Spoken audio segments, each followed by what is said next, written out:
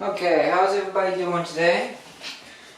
Today, I'm going to cover to set up your garden. Okay, let's see. We're gonna start. Okay, so this video is about what steps to take when you're going to set up a garden. Okay, so any garden, anything from raised beds to hydroponics, you really need to do this. So the first step is to generate a plant list. Now your plant list is going to have a list of your plants, and the date you planted it. And then it's going to have a space open to be able to put the date when your plant matured. Okay, so matured what I mean by matured is, so let's say you have a tomato plant, okay? You plant it a day. Let's say today I planted a tomato plant. And then a week from now, or 2 weeks from now, it's mature and it's starting to produce flowers. So that means it's changed from growing, like vegetation, to flower. Now tomato plants are not super particular. So what I mean by that is tomato plants will produce year-round, or as much as they can. So when the winter, it won't produce in the winter. Now if it could survive the frost, it would. So it'll produce, its season's summer long. So anyway, it'll produce from when you plant it all the way until it can survive. So you want to make sure when you generate your plant list, you write the name of the plant, you write when it was planted, the day you planted, the day it matured, and then you want to write down the final date. So, like when it dies, so when the season's over for it. That way, so every year, if there's a change, then you can see it. So if it's like, if your garden's here, and you rotate your crop, I'll get to that in a minute. When you rotate your crop, like if you plant your tomatoes here, and then next year you plant your tomatoes over here, if you notice a growth pattern, like it grows better in this box instead of this one, you will not only see that in growth and production rate, but you'll also see it on your plant list, because how long it takes your plant to mature will be different accordingly to how well it grows. So that's one of the reasons why plant lists are really helpful in gardening. Another reason for it is to keep track of everything. So if you plant a seed, we'll stick with tomatoes. If I planted a seed today, and 2 weeks from now, nothing comes up, then most likely the plant's dead. So, but if I lose track, then I can just go back to my plant list and it's written down, it's right there. So I know how long it's been in the soil. Now your average seed takes anywhere from 7 days, we'll go with a week and a half, anywhere from a week and a half to 2 weeks to germinate and, produce a seedling. So that's probably your first step, is to cover your plant list, and then a rotation. So you automatically want to make sure that you have the availability to rotate your crop. So even if you're having a small garden, 1 or 2 beds would do it, raised beds, big or small. If you plant tomatoes in this bed, 1 year, this coming year or the next year, you would plant them in the other bed. You would swap. Now, rotating crops, that helps with disease and pest control, and it allows you to help the soil. So certain plants take certain amounts of nutrients out of the soil. So I mean like that is like, I'll use people for example. I eat a lot of chicken, but this person might eat a lot of pizza. So there's a difference there.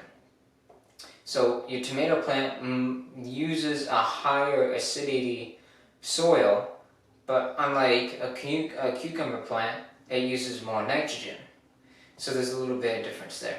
So, which the tomato plant likes lime, iron, different things like that. And lime, I'm not saying lime like something you eat. Lime is a type of mineral. Anyway, so it uses different, each plant has its own characteristics and what nutrients it likes more and uses more than others. So you really got to pay attention on that when you're rotating a crop as well. Got to make sure your soil stays really good and rich accordingly to what the plant likes, the plants, or how many plants you put in one garden or in the same soil. And the plants, you want to make sure you rotate them every year, even though if you use pesticides, organic or not organic, and whatever you use, if you have to use, and if you don't have to use, it doesn't matter, you still need to rotate. It's good, it's very good for the soil and helps protect against disease and pests. Now, the next step, so I'll go through the steps again just in case. Plant list, and then you want to plan a rotation, okay? And then the third, you want to set up a planting, a garden, I don't know, I mean I call it a garden diagram, but you guys can really call it whatever you'd like. But anyway, this is what mine looks like. So it's a basic drawing of what your garden, what you want your garden to look like. So in landscapings do this a lot. It's called landscape design, which this big white piece of paper, that's what I'm doing right now. I'm designing a property.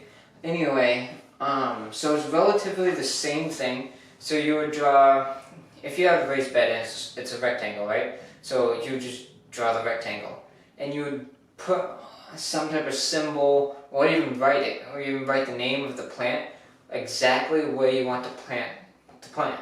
So if you want, let's say, tomatoes on the right hand side, like in a line, or in a row, whatever, however you guys want it, a line, the right hand side, you want a line of tomatoes, and then you want in the center every other one to be cucumber plants.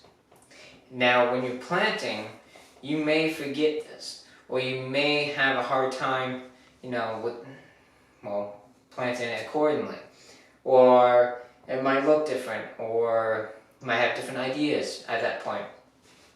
So really making this before you start planting and all that is a really good idea. It almost acts like a guide to guide you into what to do. So that's really good. And then the last step is to find seeds or seedlings. So seedlings are more expensive, usually, depending on what you want to plant. I recommend Johnny Seeds. They have a website you can go to. I believe it's just johnnyseeds.com. And I recommend them. They're really good.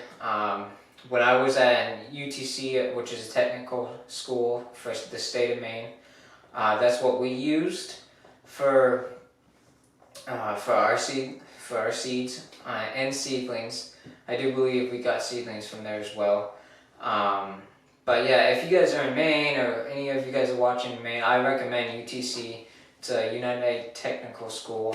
They have a really good horticulture program there. That's what I took. They teach a lot of good stuff there. But anyway, so once you get through those steps, you make your plant list, you make your rotation schedule, and then you make your garden design. I like that sound, I like that title. So your garden, we'll do your plant list, and then your garden design. And now I don't have a rotation schedule yet, so I'm missing one here. But anyway, so yeah, that's it for your basic steps in your garden. If you want to get started on a garden, that is. And this is also great information to have. Now I do survival stuff as well, so this is really good information just to know. just to know in case, you know, you eventually need to put in a garden to supply your family or anything else. But please subscribe and let me know in the comments if you have any ideas or any questions. Have a wonderful day.